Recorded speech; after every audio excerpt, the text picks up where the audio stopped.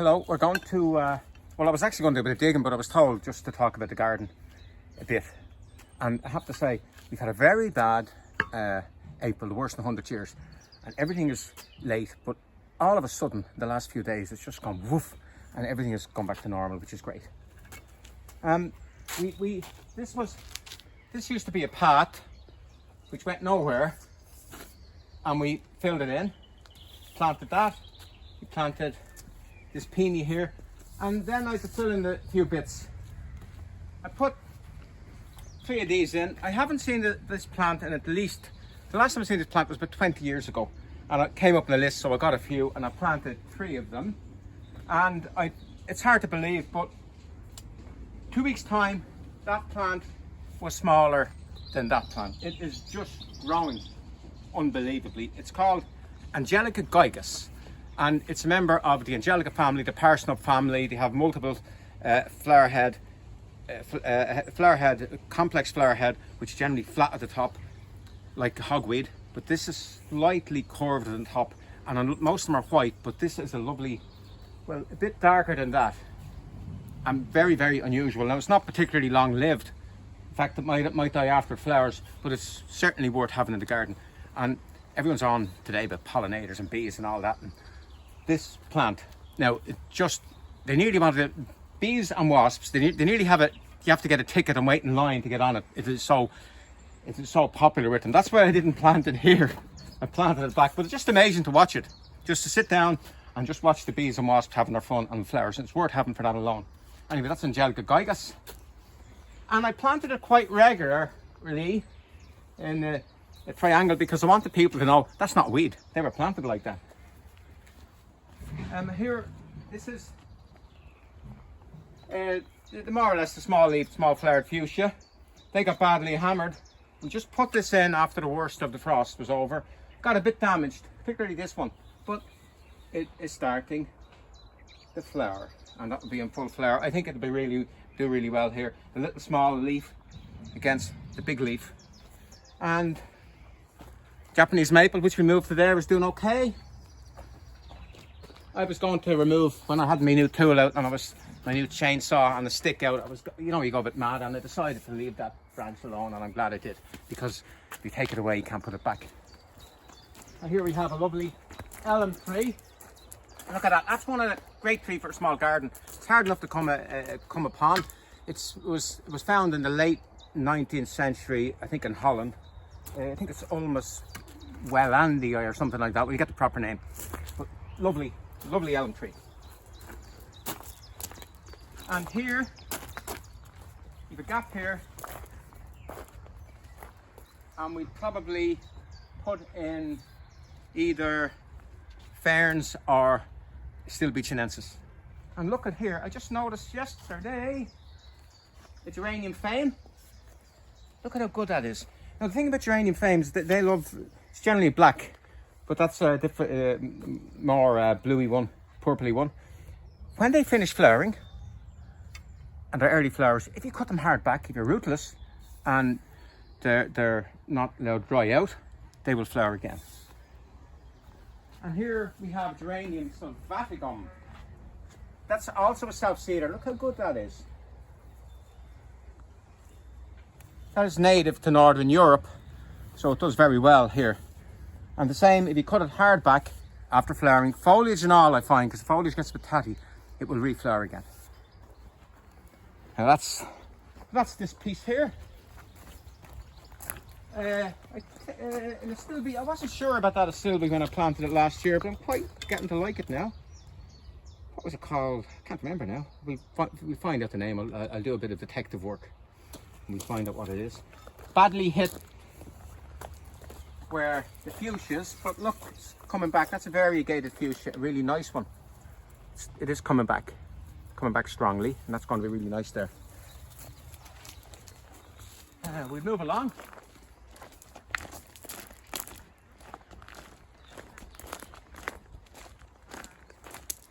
I planted this last year.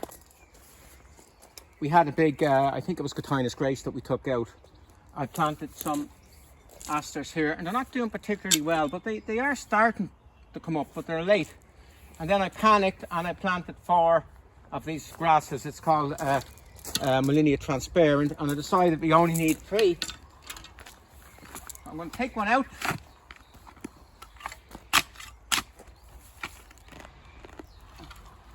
Because the Aster is starting to regrow beside it. Now what we'll do is we'll get some more of this Aster and fill in the gaps. And I want to show you the Aster around here. But before I do that, we dug up a rose. It was a hybrid musk rose. I think it was Buff Beauty. And it's refusing to die. It's coming back. So we will have mercy on it.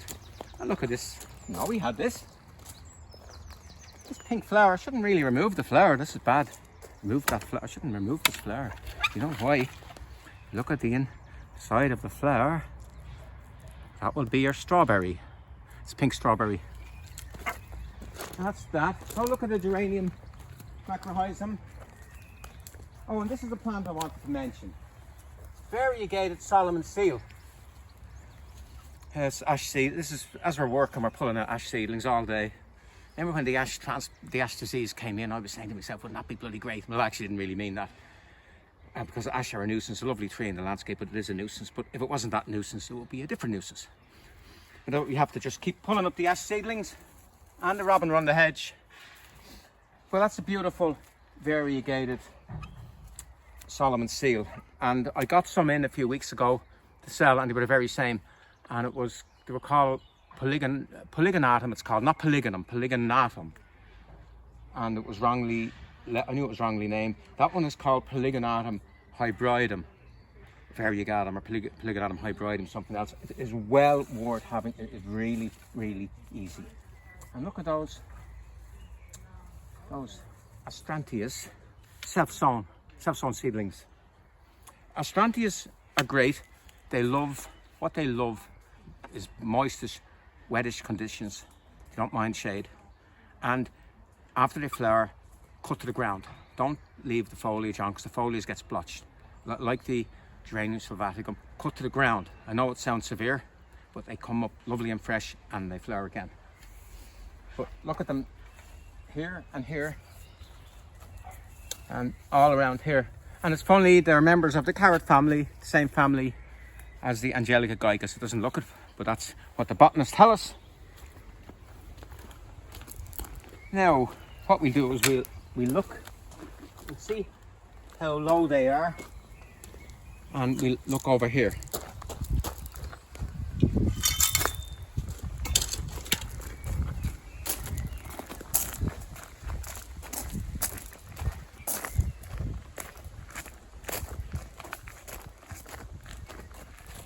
This is the way they should be. But we've lots of this here, so we'll move a little bit of that Aster, and we'll fill in the gaps. But next year, I have a feeling that one over there will be as good as that one. And let's see what else. Planted a rose here. That was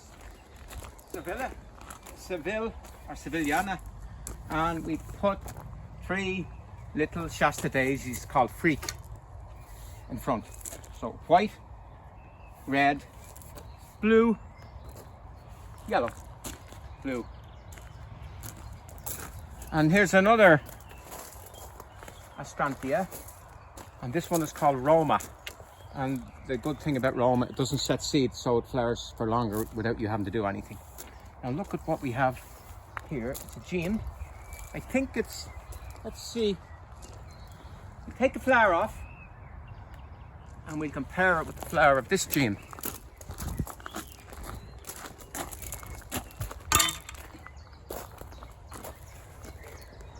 That one is totally tangerine, and that one is Scarlet Tempest. They got a little bit damaged. The older leaves, the overwintering leaves, got a little bit of damage from the frost, but they came back. The newer leaves covered them over, and that's been flowering for the last 6 weeks.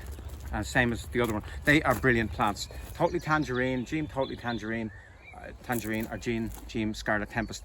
That one won a big award in Chelsea a few years ago. Remember when they used to have these flower shows in the olden days? And I'm carrying around this. We bought these in, or they came in. The guy said, "What the hell? What's this? Who's gonna? What is stupid?" piece of equipment. Why are we selling this? So anyway, I decided to try it out, and it's actually quite good. It's very good. Look in here, we see the creeping buttercup, and it catches them lovely. Just gets in and catches them, and then you can go at the side like this. So it's a handy, very good in a row too. But it is actually not a gimmick. Funny enough, it's not a gimmick. I thought it was a gimmick, and I apologise to the tool maker. It's not a gimmick. It's a good thing to have. Very handy. Let's see, creeping buttercups. Here, it's everywhere. Out, nettle.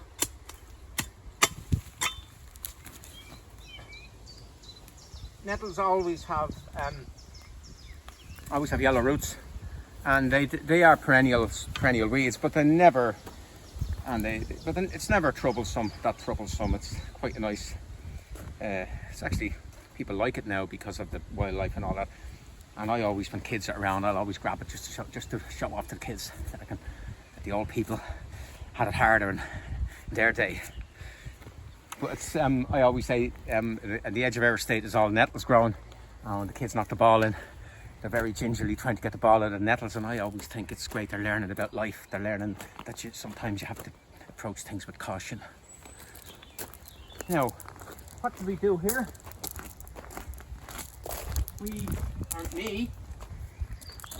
I re-edged all along there, the whole way along. And the funny thing about the edge, it just makes it look more finished, just better. Cut back. There were ghosts and roses. Look at them. New shoots come back lovely and strongly.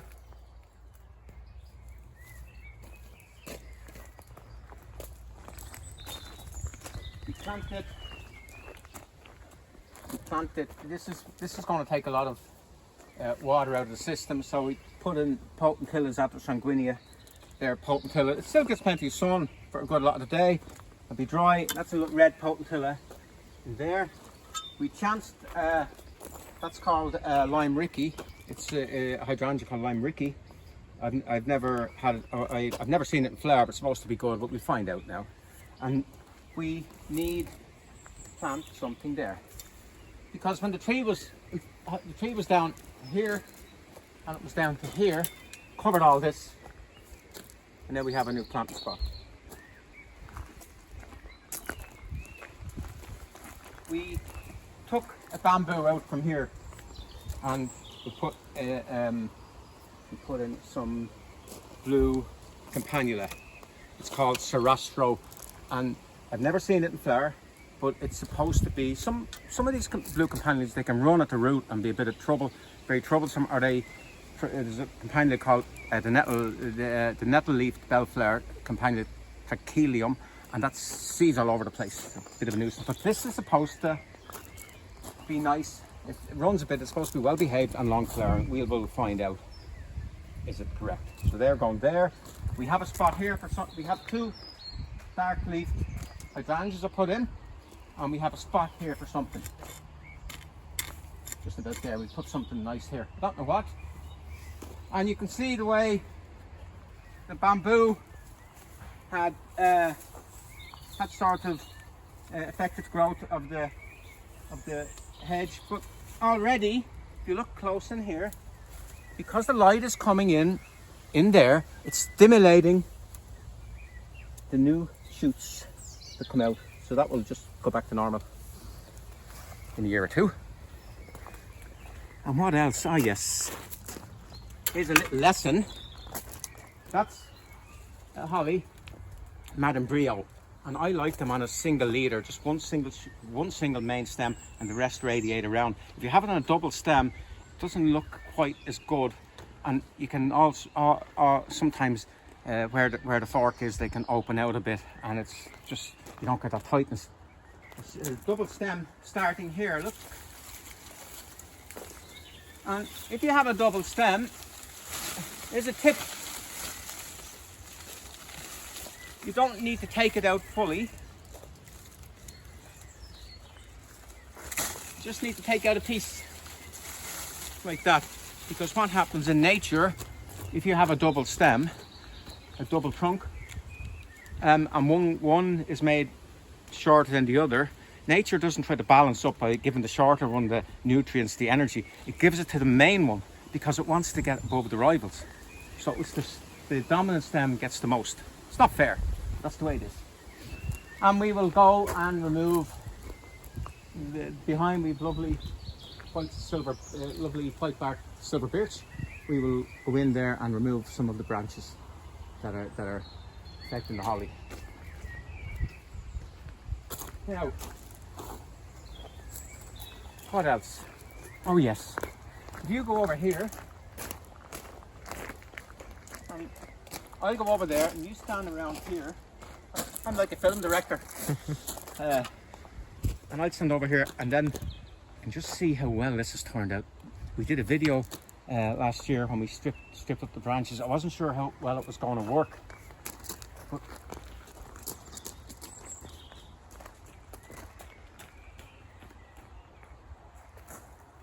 did not work out well. And it's allowing the light in the prairie garden. We look at a few plants over here.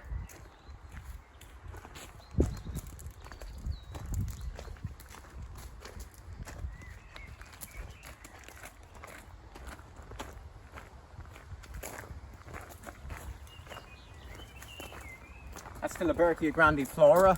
It's one of the only lily type plants, with grassy leaves, that will actually do well in shade, dry shade. It does very well. In fact, it's self-seeding. You see all the little seedlings here? You dig them up and pot them. It's quite nice. No, it doesn't flower for that long, but it's not very, very easy for spot dry shady spot in the garden, which not much will grow. The Libertia grandiflora is always a good option. And I found out the hard way by accident. Someone cut a few of them back to the ground in mid-growth, and they came back straight away. So if they get untidy, if they get a lot of dead tissue, you can just cut them right to the base midsummer after flowering, and they will come back up again, lovely and fresh. And just as I'm here, that's probably the nicest plant in the place at the moment, is the native fern, male fern.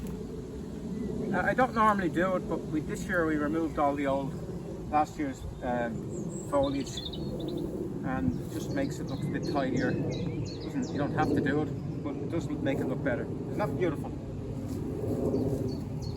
It's a female fern as well. The male fern likes dry conditions, woodland setting. The female fern likes open conditions and wet conditions. Because contrary to what people think, woodland areas tend to be dry, the ground tends to be dry, the atmosphere might be moist, but the ground tends to be dry because trees are sucking out all moisture. So ferns that grow in woodlands tend to like dry conditions at the base, shady conditions at the top, where ferns that grow in ditches on the outside will be always wet, but they will always be in the sun. So it sounds sort of the opposite of what you might think. And here's another, oh look at this Geranium phaeum, and look how dark that one is. And we've contrasted it with the Libertia just to see how dark it is. Isn't that nice?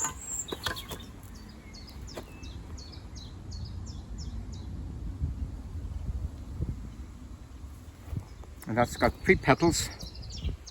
That's got 5. A lot of these type of plants either have 3 petals or 6 petals, and a lot of the geranium type plants tend to have 5.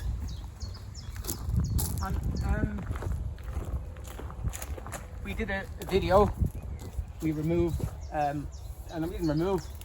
We cut the ivy at the base, and it is dying away. Now, what happened as the tree trunk expands a little, the ivy will just fall off. This looks a little bit unsightly, but in about a year's time, it will be all gone. And look at the pinkish, that's a slightly pinkish trunk of, that's called Fascination. That's the birch called Fascination. The more popular Jack Monte is whiter, but some people prefer that slight pinkish hue. It's a lovely birch.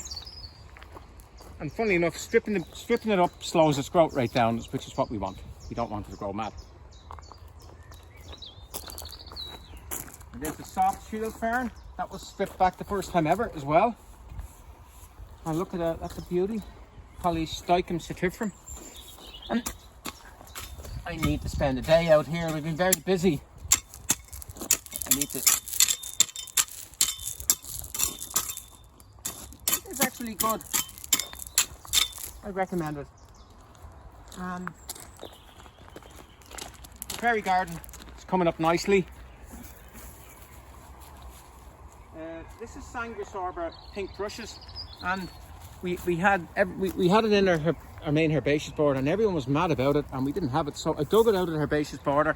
We split it into about 12 or about 15 pieces. Put one piece back in the herbaceous border, and we put a load there, and then we've a few over. But it was one of the plants in the summer that people would go, I want that. What's that? I want that. Sanguisorba pink brushes. And everything is late. The Joe Pye weed, the American Joe Pye weed, is always the last to come up, and that's starting to come up. And once that comes up, the border very quickly fills in. Every day it's getting better. Ah, yes. This is our job for next week. We're going to re-edge across here. We take this all out, and we re-edge. See, we had the bamboo here. We dug it out with a digger, and we planted up. And I'll just show you what we planted. We planted the variegated Solomon seal. It'll take a year for it to thicken up, or maybe 2 years. And then, as a contrast, we planted the dark leaf Regersia. You can see the contrast every way, in form, in colour, and shape, everything. And that has a lovely red flower. So you have the Regersia here, which is dark, and then we have a Carex behind, which is lightish. But we're going to bark all this, and then we put in. Got a few of these plants, and they didn't sell, so they weren't selling. Semisa fuga racemosa, or Actia racemosa. It's from North America, and it's good woodlander. Looks, once again, a good contrast to everything else. Very easy to grow. I'm not certain how good the flower will be, but it's just different. And then we finished off with another North American plant, a wood aster, an aster or something or other. We put up the name, but most asters need baking hot full sun. But seemingly this one, a wood aster, it's sort of by its name you will know, take a bit of shade. So I'm really looking forward to that. And the funny thing about it is when it's edged, freshly edged, just for some reason it just looks better. I suppose it's like if you have a picture, you haven't seen an artist studio, he has a picture, it looks a bit neither one thing nor the other, and then when he puts the frame around it, suddenly totally different. And that's the same here. That would totally change that there. Now I think that should do. There's loads more to talk about, but that will do. We just finished under the latest flowering, the last flower of the Japanese cherries. That's Prunus cerulata serafugan. Isn't it really, really nice? Okay.